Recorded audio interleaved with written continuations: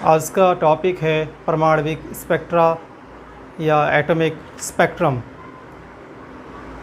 Last class में हमने आपको बताया था परमाणु स्पेक्ट्रम जो है प्रत्येक पदार्थ की, प्रत्येक अणु परमाणु या कोई भी यौगिक जो है उसकी एक पहचान होता है, जो कि एक मशीन के द्वारा प्रिंट होता है, जिसको हम बोलते हैं स्पेक्ट्रोस्कोप।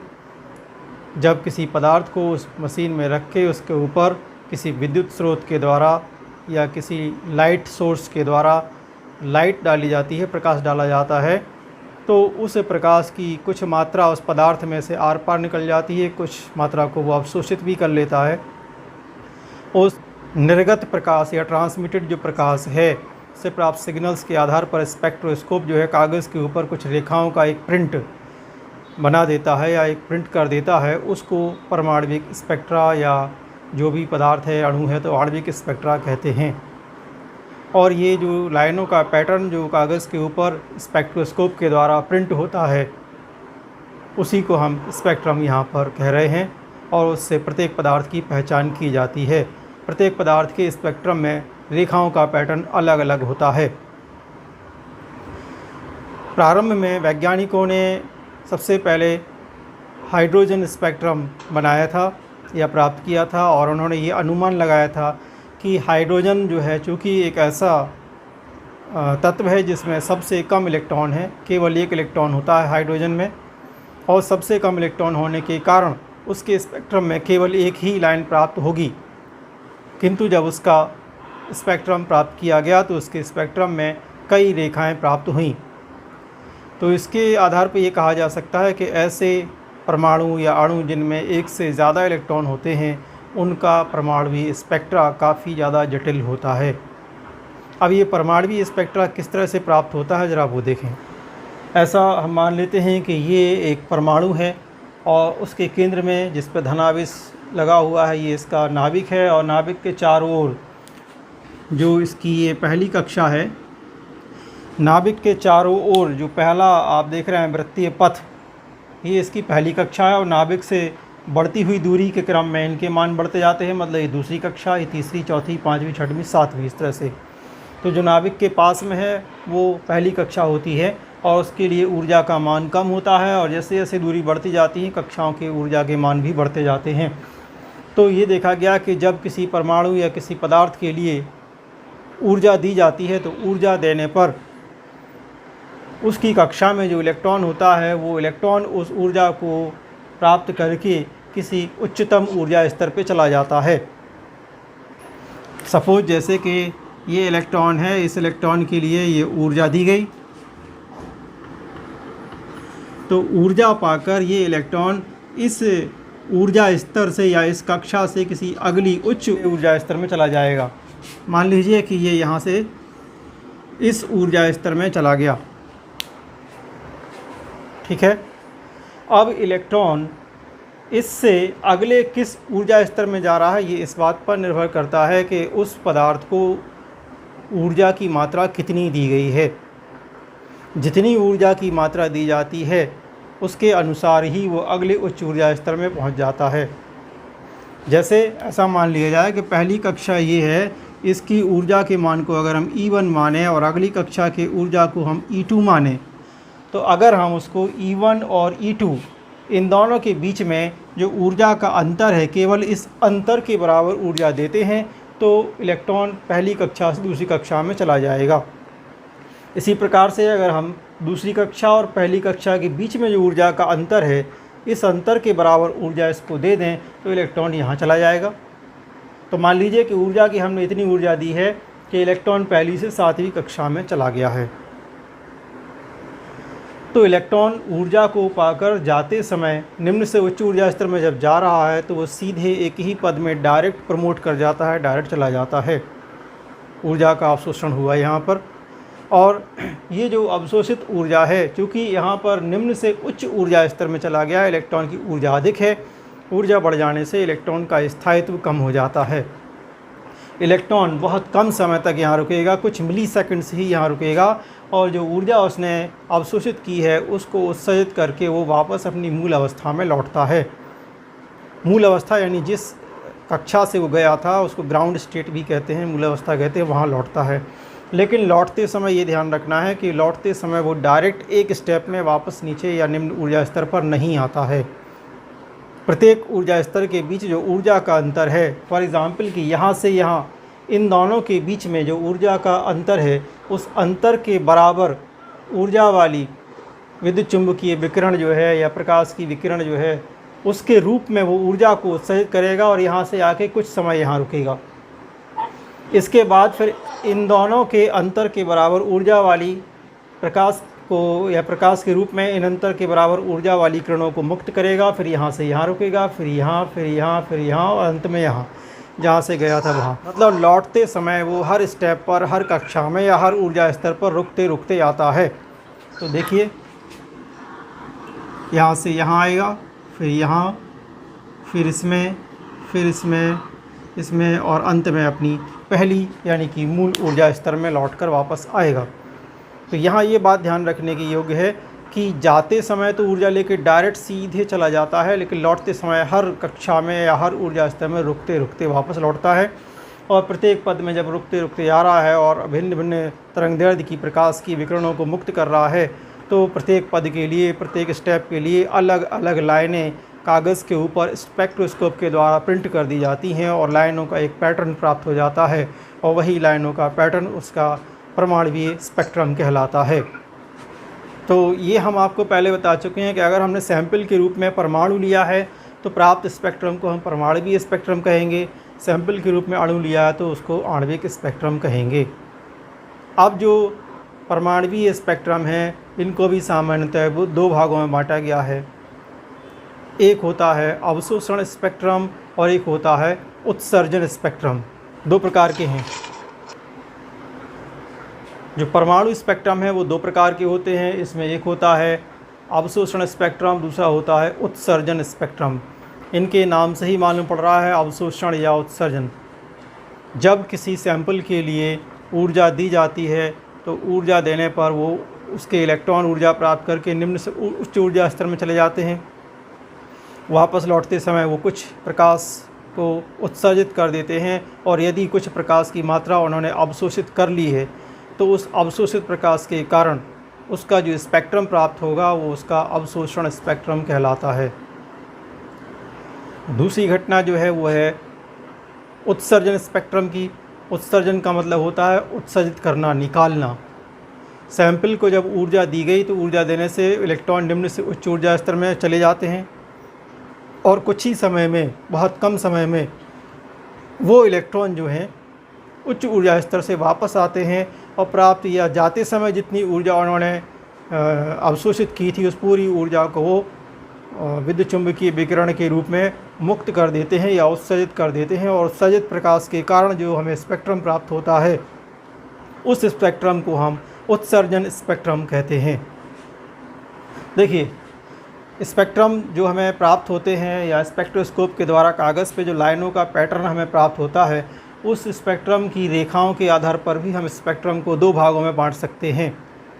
यदि हमें स्पेक्ट्रम में इस तरह से सामान्य रेखाएं प्राप्त हो जाती हैं तो हम उसको रेखिल या लाइन स्पेक्ट्रम कहते हैं। रेखिल स्पेक्ट्रम या लाइन स्पेक्ट्रम। या फिर ऐसा भी हो सकता है कि हमें जो स्पेक्ट्रम प्राप्त हो रहा है उस स्पेक्ट्रम में रेखाओं के कुछ ऐसे समूह हमें प्राप्त हो रहे हैं।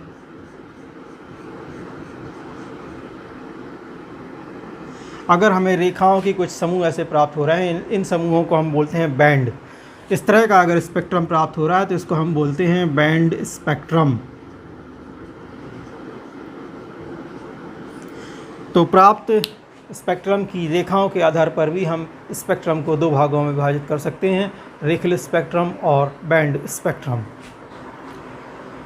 अगला टॉपिक है हाइड्रोजन का रेखीय स्पेक्ट्रम या हाइड्रोजन परमाणु का परमाणुवीय स्पेक्ट्रा।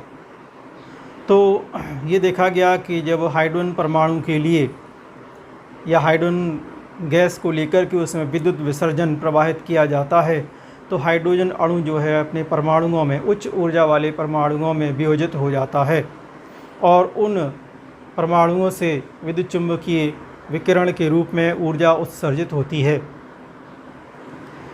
और उस परिस्थिति में जब इसका स्पेक्ट्रम की प्राप्त किया जाता है स्पेक्ट्रोस्कोप के द्वारा, तो हाइड्रोजन परमाणु के स्पेक्ट्रम में बहुत सारी रेखाएं या रेखाओं की श्रेणियां प्राप्त होती हैं। सबसे पहले बामर नाम के एक वैज्ञानिक थे, उन्होंने हाइड्रोजन परमाणु के स्पेक्ट्रम के बारे में बताया था और उन्होंने अपनी स्पेक्ट्रम में रेखाओं की एक श्रेणी प्राप्त की थी, तो उन्हीं के नाम के आधार पर उस श्रेणी को नाम दिया बामर श्रेणी। इसके अलावा उन्होंने ये भी बताया कि अगर हम इन श्रेणियों की रेखाओं को तरंग संख्या के रूप में व्यक्त करें तो उनकी तरंग संख्या को हम एक सूत्र के द्वारा व्यक्त कर सकते हैं। वो सूत्र अभी हम आपको बताएंगे। तो सबसे पहले बामर ने हाइड्रोजन के लिए रेखाओं की श्रेणियाँ प्राप्त की थीं। इसके अलावा अन्य वैज्ञानिक भी आए, उन्होंने भिन्न भिन्न प्रकार के प्रकाश के क्षेत्र में हाइड्रोजन के लिए जो है स्पेक्ट्रम प्राप्त किए, अलग अलग प्रकाश के क्षेत्र में प्राप्त किए, जैसे पराबैंगनी प्रकाश है, फिर इंफ्रारेड प्रकाश है।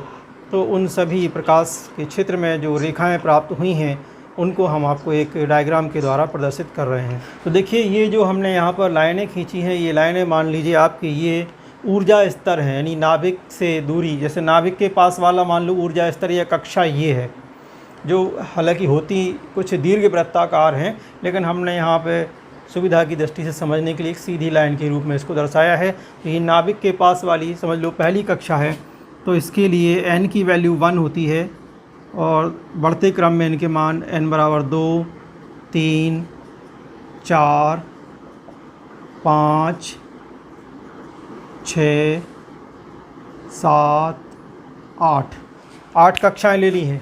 जो अभी हमने डायग्राम बनाया था आपको कि नाभिक के चारों ओर जो कक्षाएं होती हैं, इन कक्षाओं को, वृत्ताकार कक्षाओं को हमने इन रेखाओं के रूप में दर्शाया है कि जैसे ये पास वाली है तो इसके लिए n बराबर 1 है, अगली कक्षा के लिए n की वैल्यू 2 है और अगली कक्षा के लिए n की वैल्यू 3 है। तो इन ही ऊर्जा स्तर या कक्षाओं को हमने इन लाइनों के द्वारा दर्शाया है। ये नाभिक के पास वाली है, ये दूर वाली, ये और दूर वाली, ये सबसे दूर वाली है। अब यदि जो हाइड्रोजन गैस है उसको विद्युत विसर्जन के द्वारा हम ऊर्जा देते हैं, ये ऊर्जा जो है अलग अलग क्षेत्रों में दी जाती हैं सभी के लिए।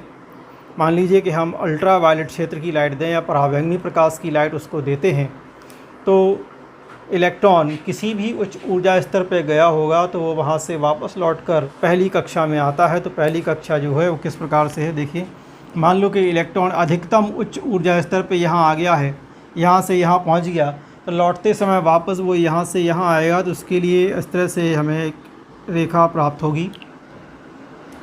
अगर मान लीजिए कि वो इलेक्ट्रॉन इस कक्षा तक गया था तो यहाँ से लौट के आया, इसके लिए एक रेखा प्राप्त होगी। अगर यहाँ से लौट रहा है तो इसके लिए रेखा प्राप्त होगी।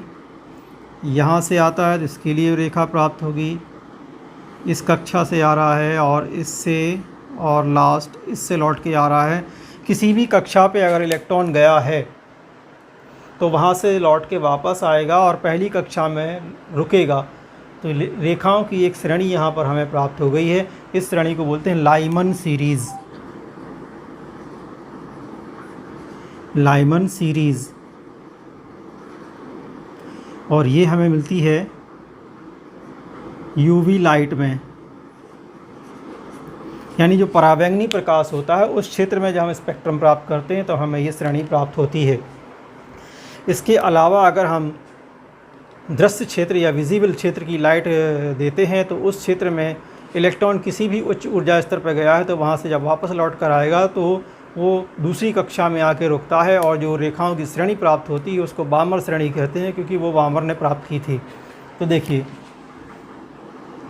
अगली श्रेणी है, इलेक्ट्रॉन किसी भी उच्च ऊर्जा स्तर से अगर वापस आ रहा है तो वापस आके दूसरे ऊर्जा स्तर या दूसरी कक्षा में रुक रहा है। इसके लिए n की वैल्यू 2 है। तो रेखाओं की एक दूसरी श्रेणी प्राप्त हो गई है जिसको बोलते हैं बामर सीरीज़। बामर सीरीज़, और ये प्राप्त होती है विजिबल लाइट में, दृश्य प्रकाश में हमें प्राप्त होती है। n बराबर 2 माने दूसरी कक्षा पे आकर रुकेगा। इसके अलावा अब यदि हम प्रकाश और बदल दें, अगर हम इंफ्रारेड लाइट दे दें, इंफ्रारेड में भी लाइट का बड़ा स्पेक्ट्रम होता है। इंफ्रारेड में भी अगर हम अलग अलग तरंग संख्या या अलग अलग वेवलेंथ की हम उसको लाइट देते हैं, तो ऐसी स्थिति में रेखाओं की 3 श्रेणियां प्राप्त होती हैं। वो हम देखें।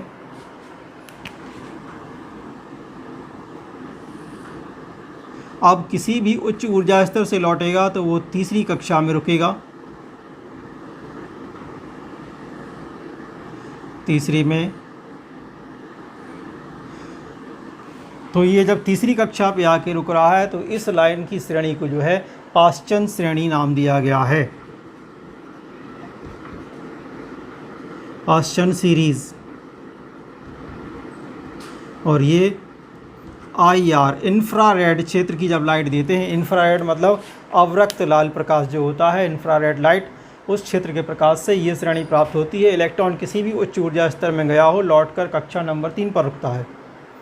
अगर इंफ्रारेड में ही हम उसकी तरंगदैर्घ्य बदल के दूसरी लाइट देते हैं और तो अब इलेक्ट्रॉन जो है किसी भी उच्च ऊर्जा स्तर में है, लौटकर रुकेगा चौथी कक्षा में। तो अगली लाइनों की जो श्रेणी हमें प्राप्त होगी उसके लिए इस तरह से रेखाएं प्राप्त होती हैं।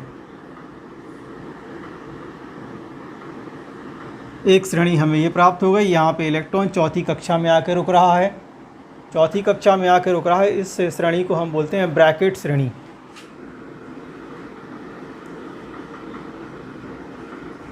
Bracket series.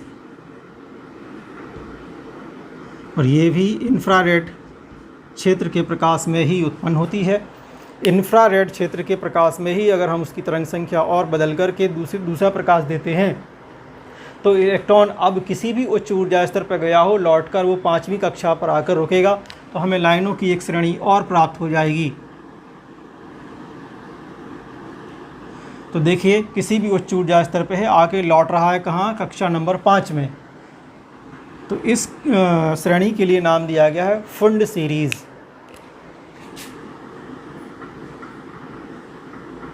यहाँ P साइलेंट है, फुंड सीरीज़। ये भी अवरक्त लाल प्रकाश मतलब इंफ्रारेड लाइट का प्रकाश देने पर श्रेणी प्राप्त होती है। तो हम देख रहे हैं कि हाइड्रोजन ऐसा परमाणु जिसमें केवल एक इलेक्ट्रॉन होता है, उस एक इलेक्ट्रॉन वाले परमाणु के स्पेक्ट्रम के लिए अगर अलग अलग क्षेत्र की हम लाइट्स देते हैं तो अलग अलग क्षेत्र की लाइट देने पर इतनी सारी लाइनें उसके लिए प्राप्त होना संभव है उसके स्पेक्ट्रम में। जब एक एक इलेक्ट्रॉन वाले परमाणु के स्पेक्ट्रम में इतनी सारी रेखाएं प्राप्त हो सकती हैं, तो ऐसे परमाणु जिसमें एक से ज़्यादा इलेक्ट्रॉन हैं उनके स्पेक्ट्रम में कितनी सारी रेखाएं प्राप्त हो सकती हैं, आप अनुमान लगा सकते हैं। रेखाएं इतनी सारी प्राप्त हो सकती हैं कि इतने पास पास आ जाएंगी वो कि एक दूसरे को ओवरलैप करेंगी और उनको समझना भी मुश्किल हो जाता है। ये है हाइड्रोजन परमाणु का रेखीय स्पेक्ट्रम या हाइड्रोजन परमाणु का स्पेक्ट्रम। तो सबसे पहले बामर ने अपनी श्रेणी की जो उनकी रेखाएं हैं, इन रेखाओं की तरंग संख्या व्यक्त करने के लिए उन्होंने जो है एक फार्मूला दिया था। तो वो फार्मूला देखें कौन सा है।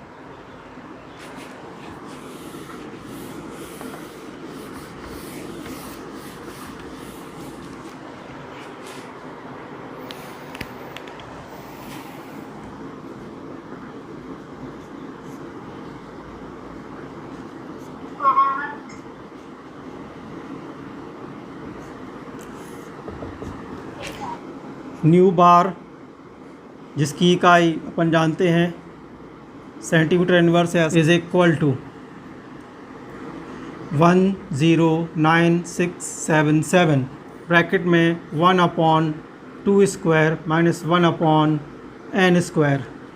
ये फार्मूला बामर ने अपनी श्रेणी की रेखाओं के लिए दिया था। यहाँ पर जो है ये एक कांस्टेंट है जिसको रिडबर्ग कांस्टेंट कहते हैं। और इस 2 का मतलब ये हुआ कि बामर श्रेणी में हमने देखा था कि इलेक्ट्रॉन किसी भी उच्च ऊर्जा स्तर से वापस लौटता है तो कक्षा नंबर 2 पर वापस लौटता है, इसलिए इस 2 का मतलब है कि दूसरी कक्षा है। और इस n का मतलब ये है कि वो इलेक्ट्रॉन किस ऊर्जा स्तर से वापस आ रहा है। तो तीसरी से वापस आएगा कम से कम, तो n की वैल्यू 3, चौथी से आएगा वापस तो 4 या 5वीं से आएगा तो 5, हम वो वैल्यू यहाँ पर लेंगे। अब इसके अलावा इनके इस फार्मूले में थोड़ा संशोधन किया गया ताकि ये जो फार्मूला है इनका वो अन्य जो दूसरी श्रेणियां हैं उन श्रेणियों की रेखाओं की तरंग संख्या व्यक्त करने के लिए भी प्रयुक्त किया जा सके। तो इसमें जो संशोधन किया गया है वो देखें।